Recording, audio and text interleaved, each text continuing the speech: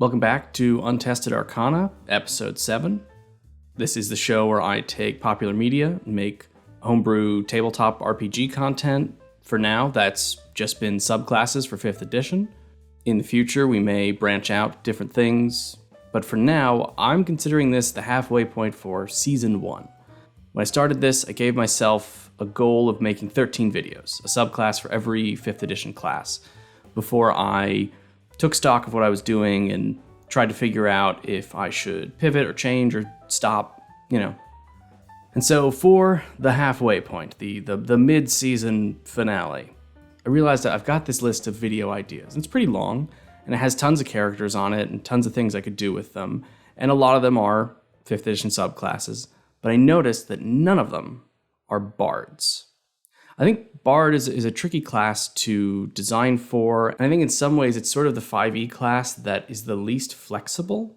So much of its flavor is already built in, and we'll talk about this, it gets very few subclass features, the fewest I think of any class. So yeah, I gave myself sort of a backwards prompt. Instead of starting from a character and deciding what class, I started from a class. I want to make a Bard. And I wanted to look out at the landscape of popular media and be like, who embodies this idea of spellcasting, but generally not elemental or destructive. It's mostly illusions, enchantments, psychic damage. And since I'm still sort of chasing that dragon of the very highly viewed Beaufry video, I decided to look at anime, see if there was a bard there that I could adapt that would be interesting. And then in scrolling through my sort of watch list on Crunchyroll, I found Jujutsu Kaisen. And that show has a character, Inumaki Toge, who is essentially an enchanter. And I think presents an opportunity to make a really interesting, unique bard that still fits within the class's identity. Before we dig into game design stuff, let's just do what we normally do, which is lay out what this character can do. And the good news for us is he does not very much. He has cursed speech. And his words are simply more powerful than anyone else's words. Specifically, the power they have is the power to give commands to other people, demons, creatures. Sometimes commands that are sort of metaphysically absurd, like get crushed. They're not simply commands of how they should behave. Sometimes he is commanding reality around them. The second big thing is that doing it too much hurts him, and it is inherently risky and dangerous for him to use his power too much. Also, conveniently, for a battle anime show, I don't recall him doing any martial arts. We don't really have to worry about giving him kicking and punching and whatnot. He's very fast, but the mobile feat exists. And that's it. That's really simple. And for bards, that's kind of what you need, because bards only get features at 3, 6, and 14. That's it. Go look at some bard subclasses. Valor is 2 paragraphs long for the entire subclass. There's nothing to it. Lore, almost nothing to that subclass. Yeah, there are some modern ones that get a little more complicated, but I kind of just want to make an old-fashioned, simple bard. We'll start, as always, with the subclass description. Chorus of the Accursed. There is an ancient curse that sporadically afflicts those who practice bardic magic, which infuses their speech with potent and supposedly demonic powers of influence. Those burdened do not consider themselves part of a college. No, that would be far too lighthearted of a title. Instead, they call themselves the Chorus of the Accursed. Because the curse makes their words uniquely powerful, some members of the chorus take a vow of silence, breaking it only in cases of extreme danger. Others seek out the curse, willingly subjecting themselves to its torments for the promise of unnatural abilities. In either case, the curse comes to define its bearers, marking them for greatness, for oblivion, or for both. I think I've talked about this in the past, but if I haven't, it's going to come up again. I really like when there are subclasses that use alternate grouping names. So look at wizard, right? It's all school of, but there's also order of. I think that's cool. It slightly changes the way in which you imagine them associating. College of has this idea that it's voluntary, that it's jovial, that they meet up and they trade information. That's written in the description of what a bardic college is. But I like kind of going weird with it. This isn't a college. These people aren't willingly joining together to learn a type of magic. This is a curse. This is something that afflicts them. So they aren't a college. They're a chorus. It has a sense of togetherness, but also no sense of organization. It also, I think, Chorus of the Accursed has a really kind of demonic, scary vibe, sort of the opposite of a choir of angels, you know? So like I said, bards get very few subclass features. They get 1 or 2 at 3, then something at 6th, then something at 14. Inumaki does not demand that many features. So let's start with the 2 simple features we're getting at 3rd level. The first is Magical Surplus. Starting at 3rd level, when you join this chorus, you are brimming with magical force. You learn the command spell, which counts as a bard spell for you, as well as 1 cantrip of your choice from the bard spell list. These spells do not count against the number of spells you know. This is here for a couple of reasons. One is I need you to have command. I think if you are going to play this character, you have to have the command spell. Now, previously, command was not a bard spell. As of Tasha's, it is a bard spell. But I want to know that you get command, whether your table plays with Tasha's rules or not. Now, the cantrip thing, that was an interesting decision. I wanted to push forward this flavor of being extra magical, of having more internal cursed energy in the show than a regular bard. There's a lot of ways you could mechanize that. More spell slots, maybe spell slot recovery like a wizard. But I also wanted to address this other thing where Inumaki is a very aggressive, damage-dealing character. And Bard only really gets 2 damage-dealing cantrips, and that's Vicious Mockery and Thunderclap. And I do think that Thunderclap and generally thunder damage spells are a good fit for his crushing, twisting, gravity kind of stuff. But Bards only get 2 cantrips up front. And yeah, you're going to choose Vicious Mockery. Obviously, you're going to choose that. But you also probably want something fun like Prestidigitation or Mending or Mage Hand. And I want you to have room for Thunderclap. And I don't want you to wait until you get a 3rd cantrip. And so just choose another one. You are slightly more magical than other bards. But really what I want you to do is take both damage-dealing bard cantrips and 1 fun one. So obviously, that's not the real 3rd level feature. That's the little bonus proficiency one. The real one is Accursed Speech. Also at 3rd level, you can call upon your curse to strengthen the power of your words, though doing so can be risky. Whenever you cast a bard spell from the enchantment school, you can expend a use of your bardic inspiration to imbue your words with accursed energy. Roll the bardic inspiration die and add the number rolled to your spell save DC for any saves imposed by the spell on this turn. If the number rolled is greater than half the maximum value of your bardic inspiration die, you also take necrotic damage equal to your character level, which can't be reduced or prevented in any way. This damage does not impose a concentration check on the spell being enhanced. So that's the big one.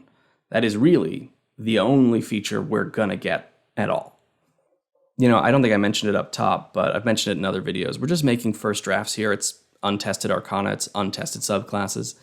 And this one is taking a huge, huge swing, going way out on a limb. Increasing spell save DC is kind of a no-no in 5e. There are good reasons why it's a no-no.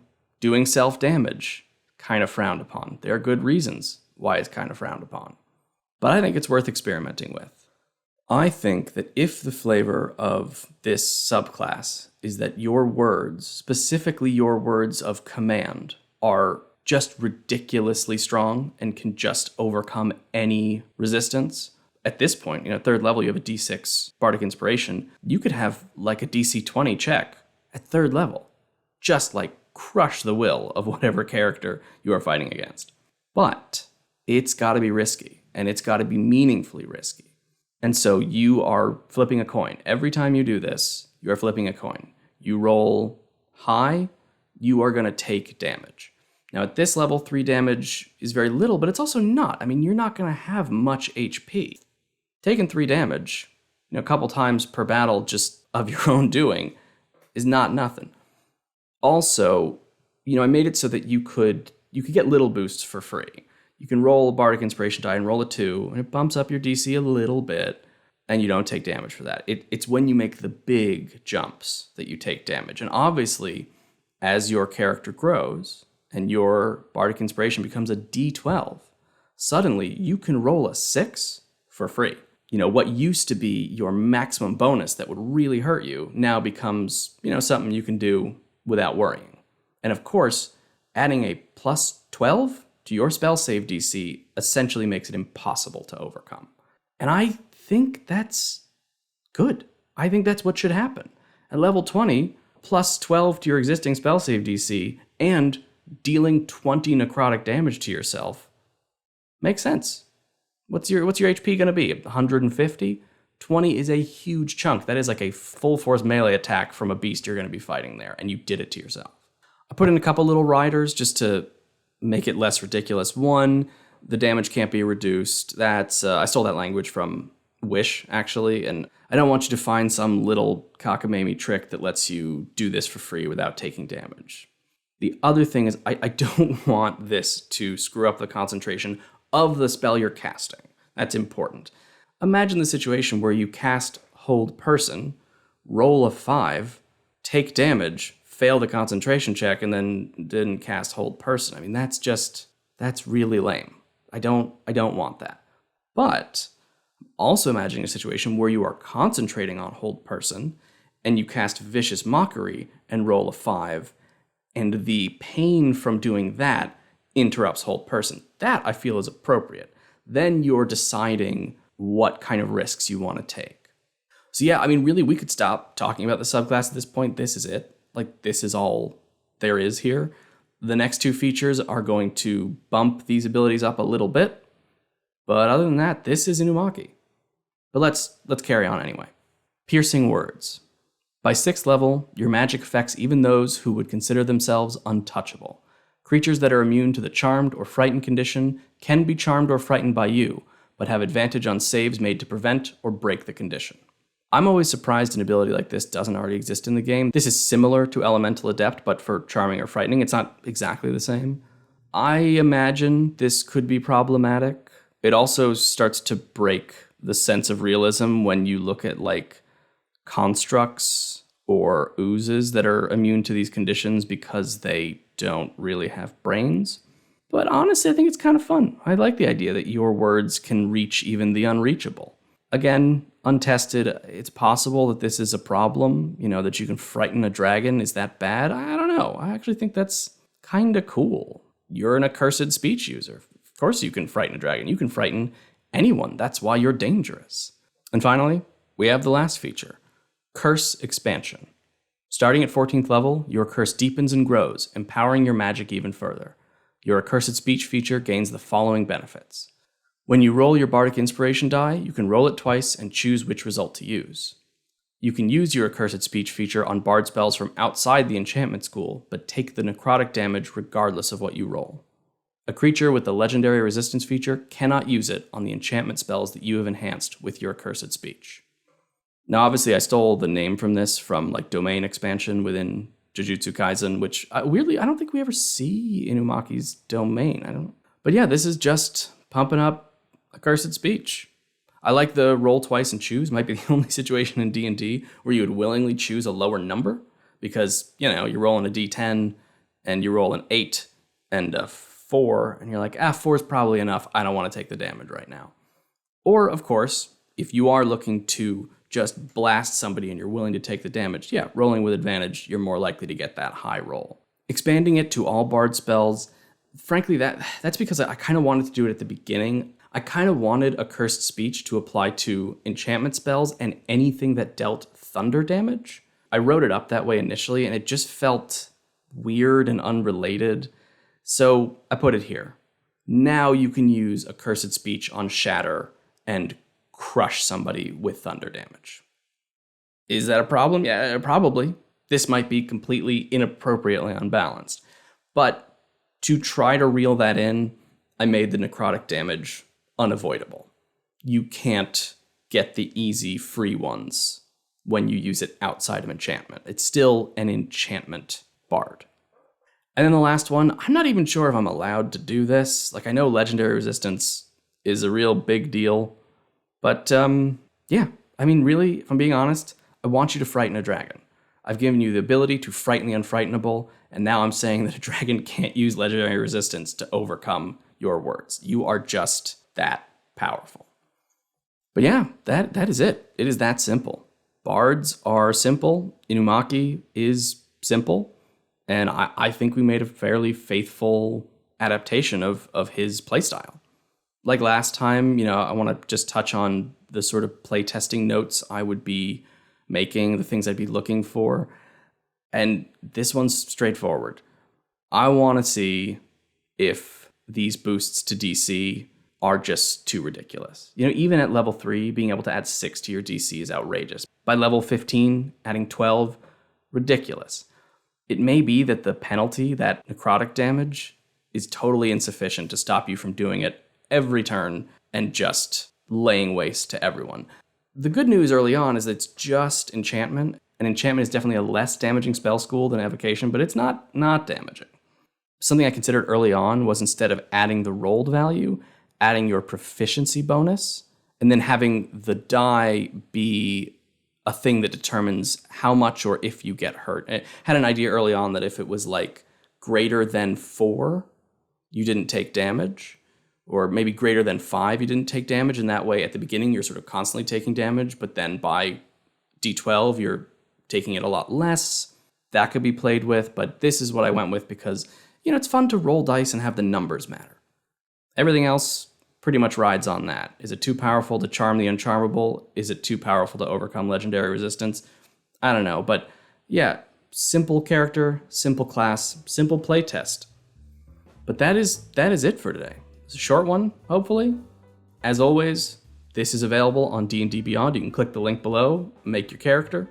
If you have any suggestions, specifically suggestions for characters that fit classes I haven't made, there are 6 classes remaining, let me know. What kind of fighters do you want to see? What kind of rogues do you want to see? What kind of sorcerers do you want to see? And other than that, like, comment, subscribe, and I'll see you later.